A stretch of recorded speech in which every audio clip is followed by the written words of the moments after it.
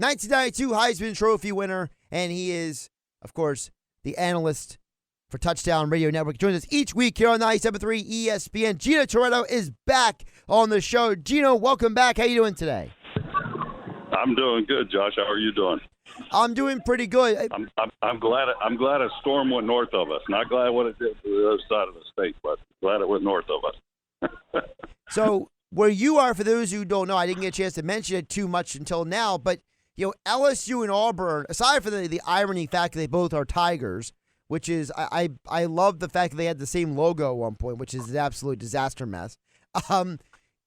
You know as well as anyone, Gino, that college football, as I mentioned as you were coming on, is a week-to-week proposition. And look, Auburn's had a rough year, okay? LSU, maybe not as good as people thought, but you look around college football right now, and we're starting to get into that part of the season where teams really find out who they really are.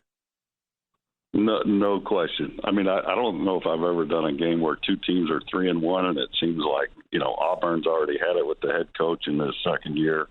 LSU has probably got second thoughts of going to the altar with Brian Kelly after their loss to Florida State. But, I think Florida State's a lot better than people think. But, then you have some teams out in the Pac-12. Washington's undefeated. UCLA's undefeated. They play each other. But this is the exact time when teams, especially, when they're conference games, they start cannibalizing each other and beating each other up, and we start seeing who are truly the best teams and can perform week in and week out and stay, undefeated. Before we go deeper into the LSU-Auburn game, I want to ask you a bigger question about the SEC, because year in, year out, Gino, people look at the SEC as the best conference in college football. And this year, Alabama had a little trouble going to Texas. Texas A&M and Arkansas, that was a down-to-the-wire game. I mean, if KJ Jefferson doesn't have that mess-up near the end of the game, maybe Arkansas comes out of that game with a win. And then Georgia, I mean, they're just kind of hanging out doing their thing. How do you tier an SEC where, people aren't even talking that much about Tennessee? Well, I think the SEC East is a lot better than people are giving credit. I think you have, obviously, Georgia's the class and is going to compete, just defending national champion. You got Tennessee, who's played pretty well and beat Florida last week. The Gators, I think with Richardson, if he continues to get better, he's got the ability as a quarterback to really to beat anybody in the country. And then you have Kentucky. So I think as a conference division, I think the SEC East might be better than the West this year. I think obviously Alabama is the class of the West. Can Arkansas beat them? I mean, like you said, you can't have your quarterback make mistakes at end of games and things like that. Saban isn't going to do that. But Alabama hasn't looked great on the road this season, and they haven't shown they're the type of team they were a year ago. I think the conference that's not getting talked about that I think is one of the best. I think the Pac-12 might be one of the best. Based on how Washington's performed this year with Penix at the quarterback, Utah, they slipped up at the end. They barely lost to the Gators on the road. You got USC that's still undefeated. UCLA still undefeated. So I think the Pac-12, but is better than people thought. But I think you're right. This is like, okay, preseason's over. This is the time when, teams start beating each other up, and either you are determined to be a fraud or for real. Now, last week here on 97.3 ESPN, people heard of the Touchdown Radio Network. Last week's game, you mentioned Tennessee, Florida. Tennessee, Gino, not playing this week. Is that a good thing or a bad thing? Well, it's a good thing. If you're banged up, you got a week off and you won. If you lost like my alma mater did to Middle Tennessee State, it's not a good thing because you can bet the practices are a little bit harder, and you're not worried about getting guys healthy. You're worried about trying to get that bad taste out of your mouth. So when you come off a win, it's always good to have a bye. You got to see him up close. Hendon Hooker, what are your thoughts on him moving forward? Because I think he's a guy that people haven't talked a lot about nationally. Well, I think you got two of the oldest quarterbacks in college football. Stetson Bennett's the oldest in the SEC. Hendon Hooker's second oldest. I think that he is an athlete. He can make all the throws. I think it's in year 2 of Heupel's offense, so I think he's getting obviously more comfortable in the system. But I was very impressed with how he played. I will say this, and I don't usually – I'm not in awe of guys, throwing the ball much, but I went down on the field and watched Richardson throw, and I have not seen a guy with that velocity on his ball since probably Stafford, and that was, I don't even know, 10 years ago. Anthony Richardson, if you want to just watch a guy throw fastballs, is just unbelievable. I mean, flick of the wrist, balls 50 miles an hour. It's a pretty impressive exhibition of him throwing the ball in shorts before the game, and I'm sure that's why NFL scouts are drooling over him. Gino, let's get to your game, the Touchdown Radio Network Game of the Week. This week, staying in the SEC, LSU at Auburn, Tigers versus Tigers, 7 o'clock Eastern this Saturday. When you look at this game, you mentioned, hey, if you didn't know their records, you didn't know the situation, you would have thought both teams had no wins on the year with the way people are talking about these head coaches. So how do we get to a point where 2 3-1 teams have coaches who might be playing for their jobs at this point? Well, I think Brian Kelly's a little bit more secure. I think he signed a 10-year deal, so he's probably pretty more secure in his job. But I think the LSU fans are pissed because Florida, they let the first game slip away. But, like I said, they're basing it off of last year's Florida State team and not this year's Florida State team and how they perform. I think on the other side of the ball at Auburn, I think is a whole different story. I think they fired their athletic director before the season. You had a guy that he's 9-7 in 2 years. And Auburn's in the same state as Alabama, and they think the next coach they're looking for the next Nick Saban to do what he's done, and they ran off Tuberville. He was, I think, 7-1 against Alabama. They ran off Chiswick. He won a national championship. They ran off Malzahn, and I don't know what the right fit is for them, but before the Penn State game, talking to their fans, just walking out of the game. It was a consensus that, they lose, they could have lost 3 in a row. I mean, Missouri just basically gave the game away twice at the end. And if they lost 3 in a row, he was done. Harsin was done. And he's only in year 2. Boise State quarterback. I don't know. It's just, it was an odd fit, I think, from the start. And then when you lose an athletic director, and the fans there, they think they should be the best in the SEC West or in the national championship hunt every single year.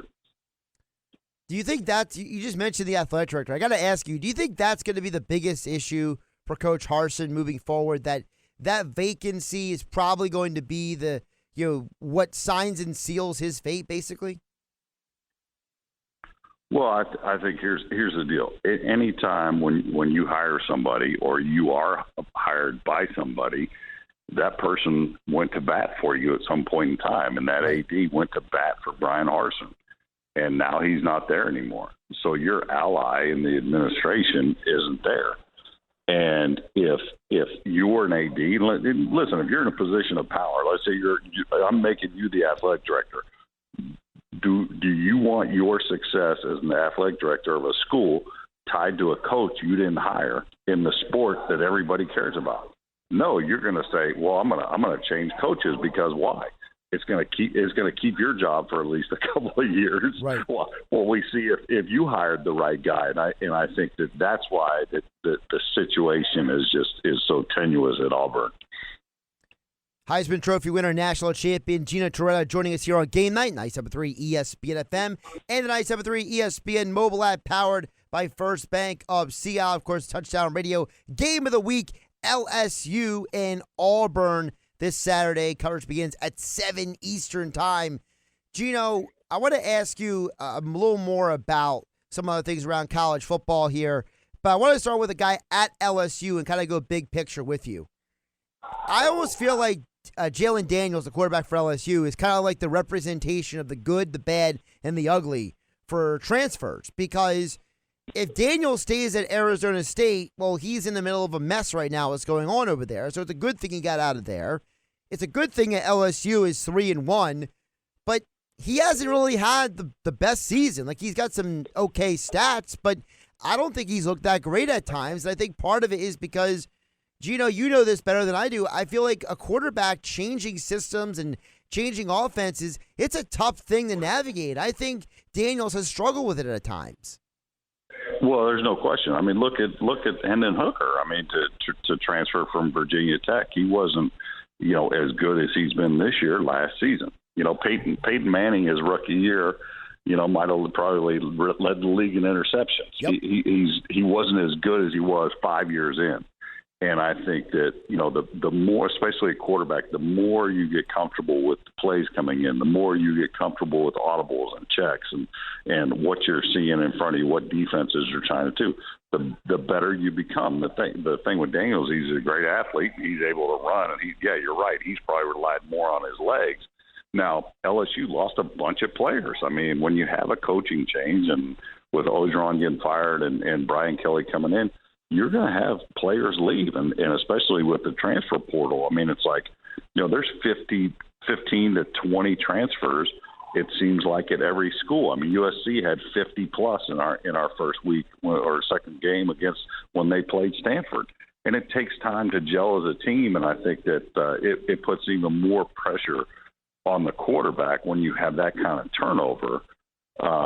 To be, okay, hey, I can be efficient, but man, I'm not going to be, right off the street being the best quarterback that I think I can be or playing up to my potential. Heck, LSU starting quarterback is a starter now at Texas A&M and Max Johnson. So it's such a different dynamic. And you're right. The more time you're in a system, the better you're going to be making decisions and playing. Gino, a couple more before I let you go. I want to ask you about the Big Ten. Of course, our first game of the day on Saturday on 97.3 ESPN. Michigan at Iowa. This is going to be the first legitimate test, basically, for Michigan this year. They've played a lot of easier games. No offense to Maryland, but I don't think Maryland is, busting the door down for the national championship anytime soon. So, and this Iowa team, they can't play any offense. So it's like the unstoppable force meets the immovable object this Saturday. Yeah, I was going to say, do you think Iowa's barreling down the door of the national championship? I mean, they seem like they're lucky to score 7 points. They hit the triple sevens, I guess, last week and scored a bunch of points. But I think Michigan has shown that kind of Harbaugh has kind of gotten over that hump, and he's gotten his team good enough to be in that discussion for the Final Four. And I think that they're good all the way around. Their new QB has played well, and I really think that Iowa's offense. I mean, can you trust a team that scores 7 points in today's day and age? I don't know if I can trust them. The problem is I don't know what Michigan is at this point, because they spent half their season playing teams like Hawaii. Well, like you said, you started off the interview right. Well, this is where we find out who's any good and who's a fraud, Yeah. Big Ten, big picture on the Big Ten.